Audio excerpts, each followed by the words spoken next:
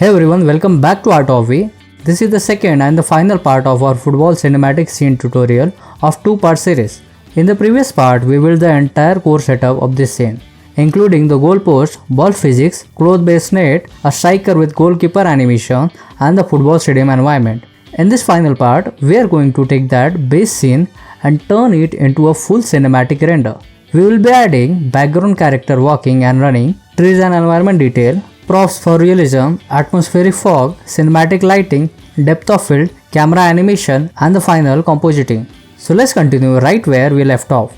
So first, let's add some background character that are going to walk and run around the turf. Then add a plane and scale it roughly to the size of the ground. This will be the path for the people who are going to walk around the turf. Next, select the plane and move to edit mode. Select the face, then press X and choose delete only faces.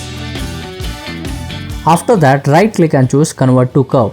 Now press Shift D to duplicate this path 2 times like this and scale each duplicate slightly bigger than the previous one. Then select the first curve and rename it as run path. Next, select the second one and rename it as walk path 1. And also rename the third one as walk path 2. After that, apply the scale to all the 3 paths one by one. Next, let's add some characters with the motion. So get back to Mixamo and search for run. Click on this run motion and enable in place. Then download the motion. Next, look for walk animations. Make sure to enable in place for this as well and download them. Do this one more time for a different walk style just to differentiate the character's walking behavior. Once you have downloaded all the motions, get back to Blender and go to File, Import, choose the file type as FBX, locate your file and import them into your scene. After importing the motion, let's do a side-by-side comparison.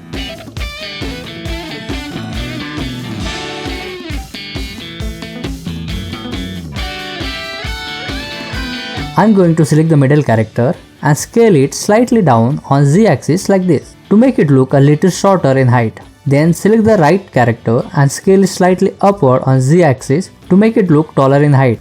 We are doing this just to show some variation in the character height and personality, something like this as you can see on the screen. Next, select the running character first, then select the run path and press Ctrl P to bring up the parent menu. Choose the path constraint.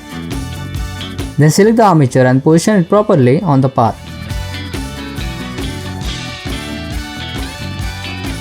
Next, select the short walk guy, then select the walk path 1 and press Ctrl P and choose path constraint. Place the character in its appropriate position on the path. Repeat the same process with the tall guy and walk path 2. Once it's done, then select any one armature and expand the timeline. Then change the editor type to non-linear animation. Also, select the run armature so you can identify it in the timeline and expand it. Now click on this push down icon, press N to open the shift side menu, click on action to expand it. Increase the repeat value so the motion loops till the end of the frame range. Also, change the playback scale to 2, something like this, as you can see on the screen. Next, select the short guy armature and expand it. Click on push down, go to action, increase the repeat value and set the playback scale to 2 as well. Repeat the same exact process for the taller guy also. Next, select the running guy and move to Object Constraint tab. Adjust the offset value on frame 1 and add a keyframe. Then move to last frame and set the offset value again to make the character run from one place to another and add a keyframe. Once you do that, you might notice an issue in the animation. The character is running backward. So to fix that, change the forward axis from Y to -Y. Now the character is moving forward properly, but his legs are looking slippery. So to fix that, select the curve path, expand the path animation section and play around with the frames value to avoid the slippery leg issue. Something like this. Next, adjust the offset value again to make him run to your desired position. Also, change the timeline editor from non-linear animation to dope state. Repeat the same exact process for the rest of the 2 walking characters as well. Once everything is done, now let's build the surrounding environment with trees, For that, go to Blender add-on and search for tree. Then scroll a little and look for this low poly tree with some random season. Click on it to download it into your scene. Now move the original tree outside the scene, something like this. Then select the plane, move to edit mode and scale it up to increase the size of the plane so it covers the whole scene, something similar like this. Then right click and choose subdivide. Set the number of cuts to 8.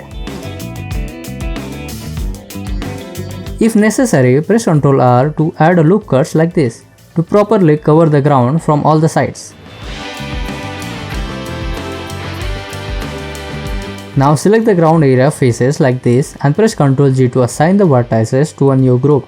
Next, while the plane is selected, go to Particle System tab, expand the vertex group section and in the density, choose the vertex group you just created. You will instantly see the effect. All the trees are gathered only in the selected vertex area. But we want them in the opposite way. So for that, click on this inverse icon and you're done, everything is fixed. Now increase the number of trees to 550. If you want, you can also go to render section and adjust the scale and scale randomness value. Also make sure the ground plane is positioned exactly below the football turf. Next, enable the material preview mode and move to shader editor panel. Here you will notice that ground plane looks much larger as compared to rest of the scene. You can also change this ground material if you want. But for now, I'm just going to adjust the side of the ground texture. So here in the mapping node, change the scale value to 27.9 on all the 3 axes X, Y and Z. Now let's populate the scene. Go to Blender Kit search bar and search for car. I'm going to add these toy cars one by one and place them around the scene, something like this.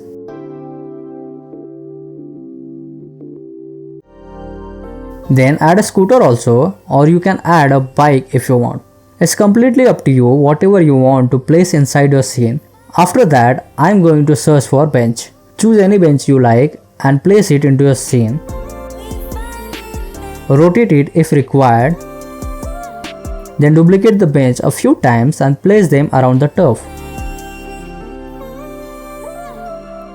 And if you still have some empty space, you can also add some trees variation like this to make the environment look more filled and natural.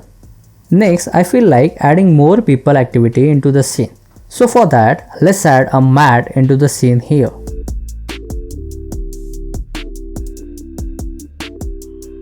Then select the ball, duplicate it, and in the timeline, press A to select all the keyframes and delete the keyframe.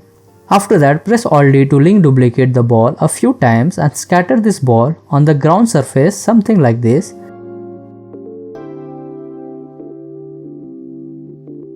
Just to add more life and realism to the scene.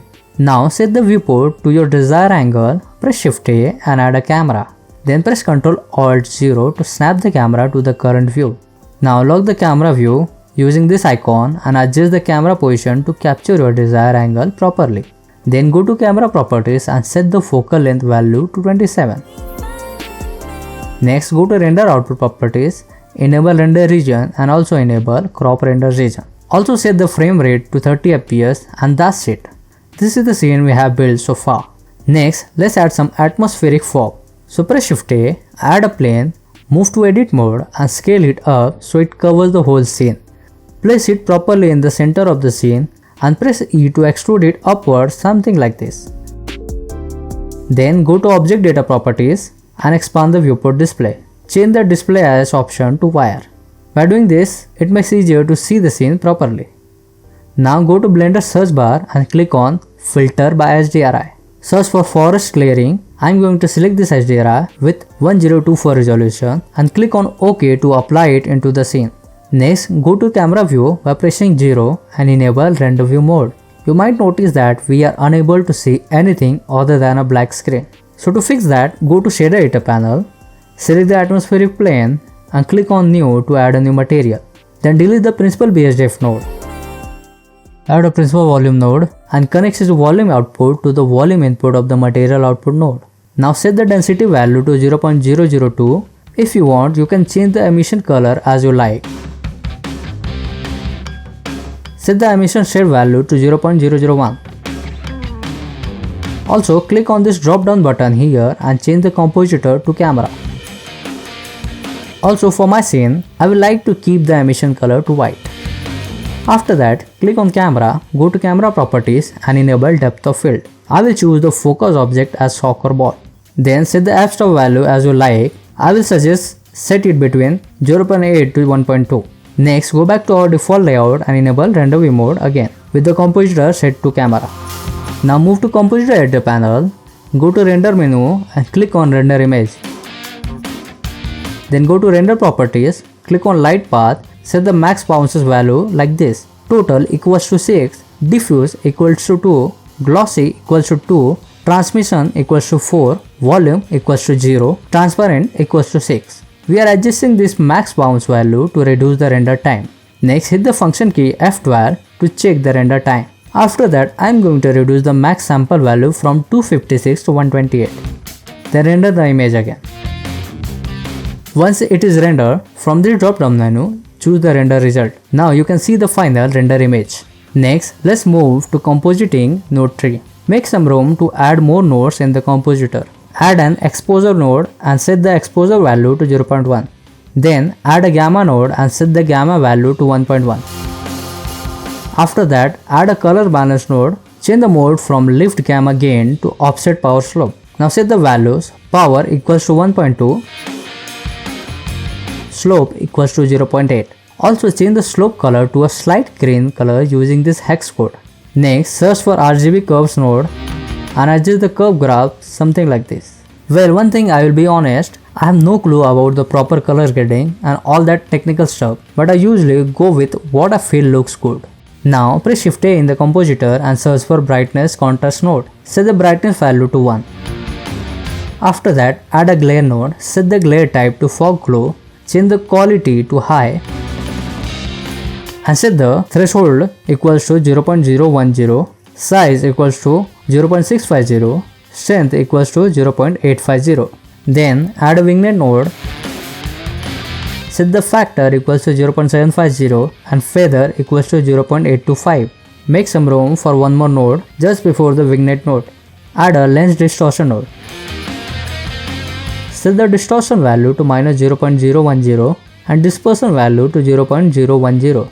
And that's it. This is the final compositing node setup. You can take a screenshot if you like.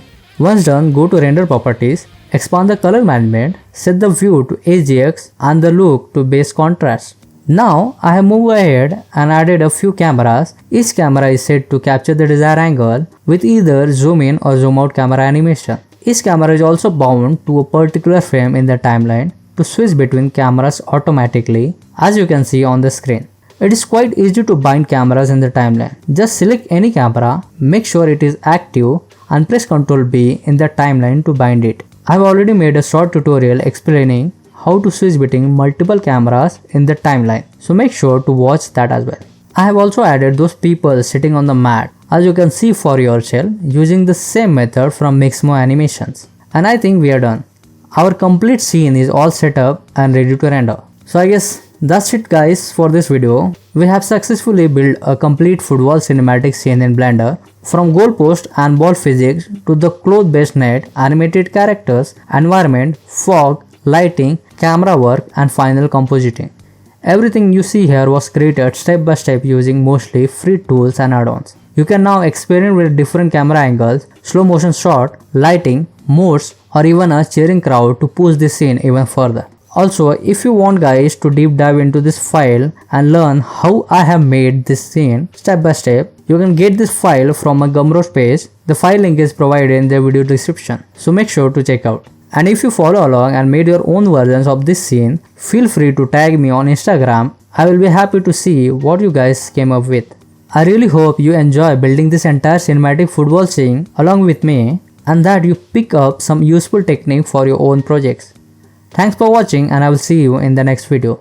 Till then, follow Abhi for more.